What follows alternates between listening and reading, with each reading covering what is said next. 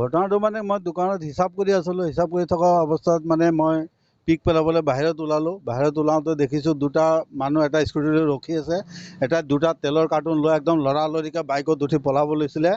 তাৰপিছত মই গৈ ঠেলি সিহঁতক পেলাই দিলোঁ, ধৰিলোঁ সিহঁতক এটাক। ক'ৰ বুলি গম পাইছে? ক'ৰ বুলি তেনেকুৱাতো মই তেনেকুৱা সঠিক ক'ব নোৱাৰিছোঁ ক'ৰ হয়। সিহঁতৰ পুলিচে এতিয়া সোধ-পোছ কৰি আছে। মিঠাতেল মানে কেনেকুৱা?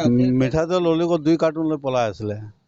অঁ, আপোনাৰ এইটো কি দোকান বুলি কয়?